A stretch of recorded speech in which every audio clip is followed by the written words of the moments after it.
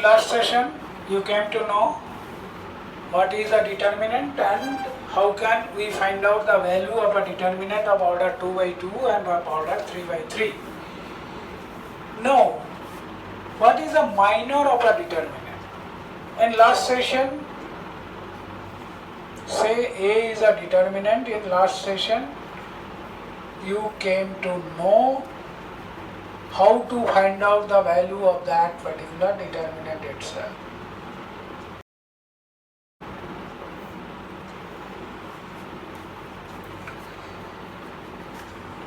What is the value?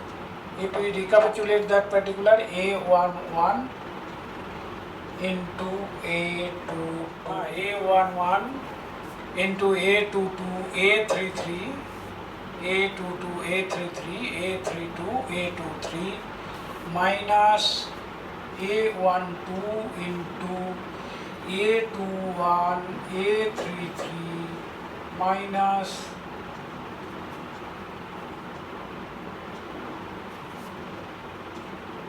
A31, A23 plus A23 into A21, A32 minus A31, A22. In last session, I think you have learned that particular how to find the value of a determinant of order 3 of order 2 also. Now, what is a minor? First thing is that what are these and these. It is nothing the value of the determinant of order 2 by eliminating the respective row and respective column of the element. For first element A11, we are eliminating first row and first column, we are getting a determinant A22, A23, A32, A33. So instead of these directly writing, we can write it is in determinant form A11 into the determinant A22, A23, A32, A33. That is the determinant.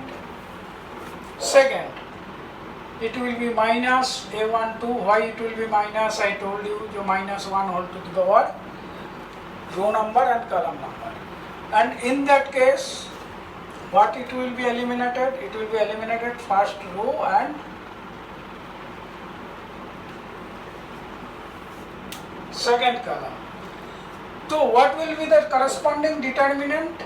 The corresponding determinant, it would be A21, A23, A31, A33.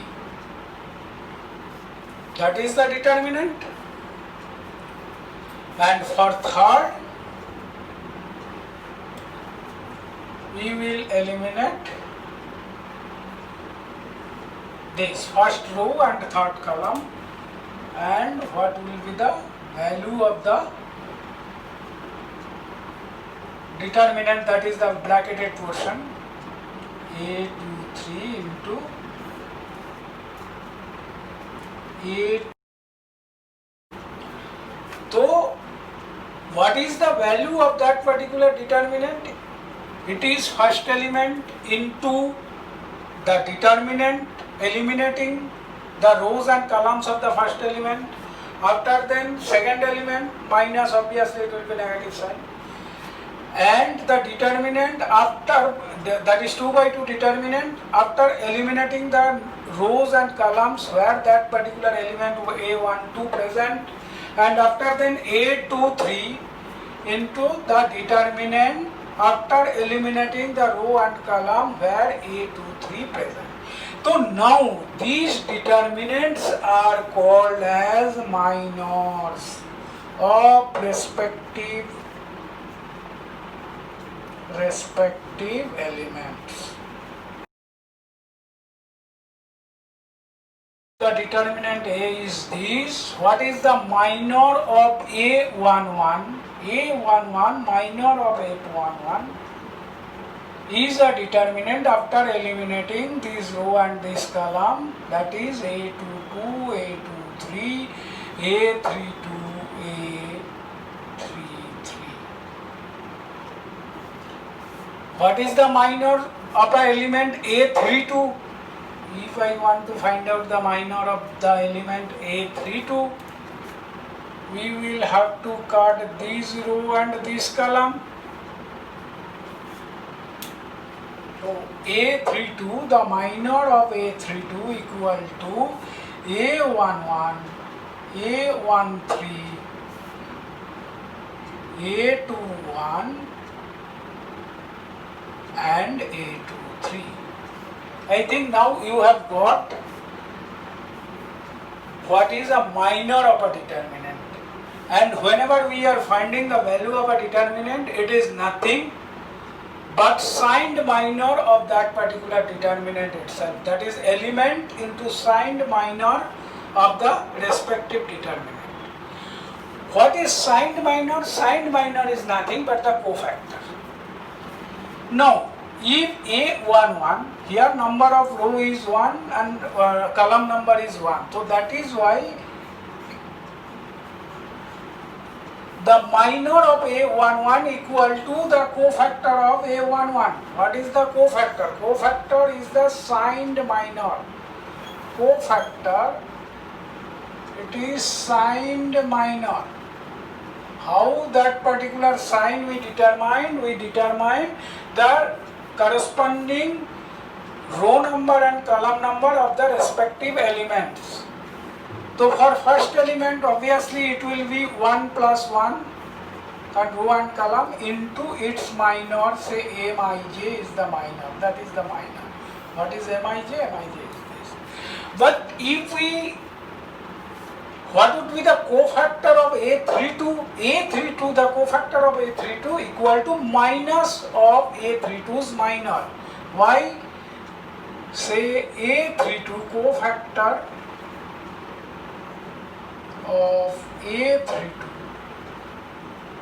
equal to minus 1 whole to the power 3 plus 2 into its minor, that is A11, A13, A21, A23. It means minus of A11, A13, A21, A23. So again I am repeating, cofactor of a element is nothing but the signed minor of that particular element. Again, the minor and cofactor corresponds to an element of a determinant itself. It is a determinant, and for each and every element of this determinant we get one cofactor and one minor. Cofactor and minor, it is only the change of sign. For cofactor, we will have to take the sign, that is the row number and column number. I think up to this it is clear. Now, what is a singular matrix? It is nothing. I will not describe a lot on that. A singular matrix, when the corresponding determinant, first thing is that a singular or non-singular matrix, obviously it would be a square matrix itself. Since without square matrix we don't get its determinant. So obviously it will be a square matrix, and if the value of that particular square matrix, that is not matrix, if the corresponding value of the determinant of this square matrix is 0, it will be singular matrix. In last session I have given an example of a singular matrix itself. It is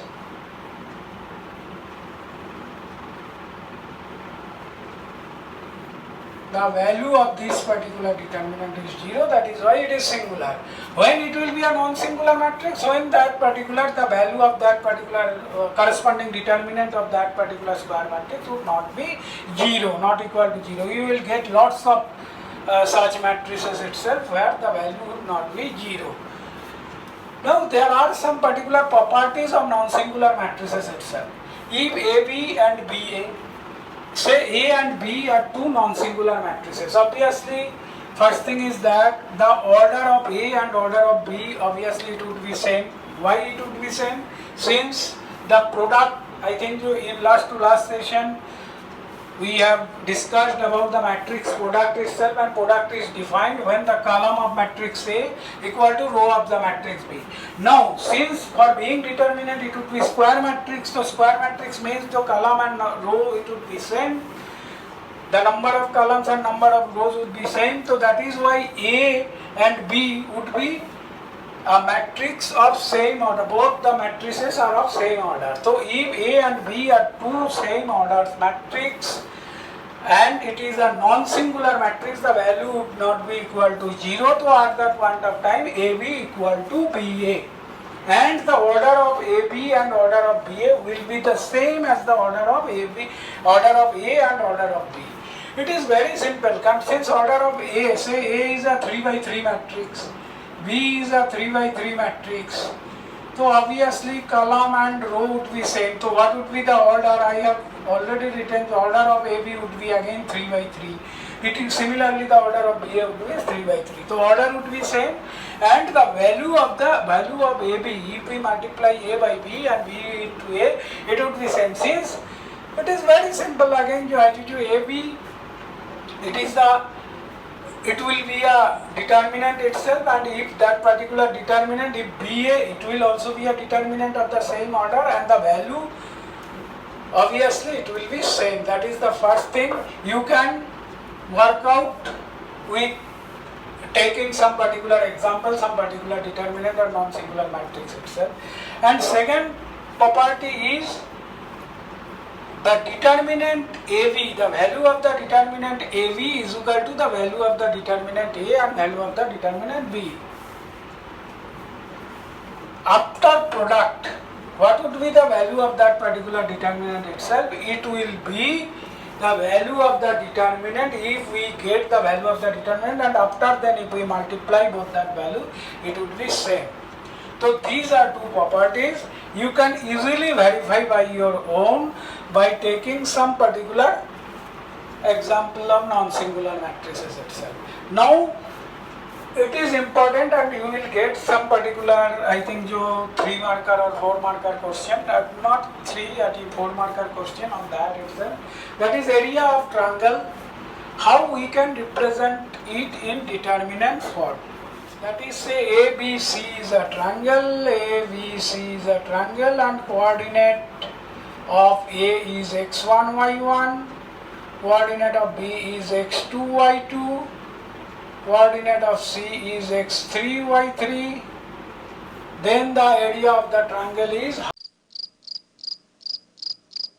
half x1, y2 minus y1 plus x2, y3 minus y1 plus x3, y2 minus y3. I think in your class 10 you have also got the how that particular formula it comes. That is, you have derived it in class 10. How you are getting, that would be the area of a triangle giving the coordinates of its 3 vertices. I am not going to that. I think if you have forgotten, you can just refer your class 10 books itself. Now, how you will represent it in matrix form? Matrix or determinant, not matrix, determinant form. Because matrix doesn't have value, but obviously area, it must have a value. So, in determinant form, you can write x1, y1, that is the vertices x2, y2, x3, y3, and the last column would be 1, 1, 1.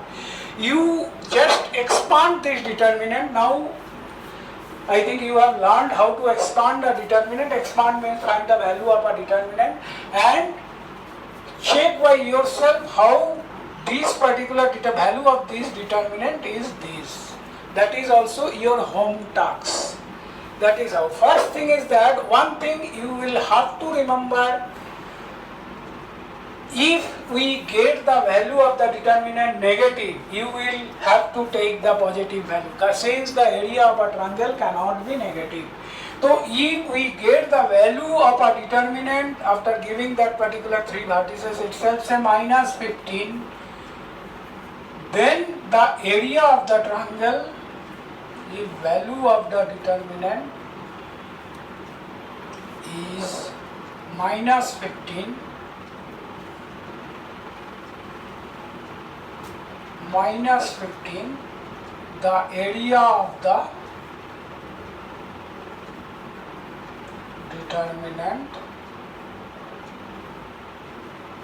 is 15. Okay, obviously, and since area must be positive, and there is second important thing, if the value of the determinant is 0, if it is 0, it means it cannot form a triangle and x1, y1, x2, y2 and x3, y3 are collinear. So you can also prove whether these 3 points, given 3 points, is a collinear or not, or if it is, it forms a triangle or not. I think in today's session it is enough, and after then I will give some home tasks for today's session itself, that is in this session. Thank you.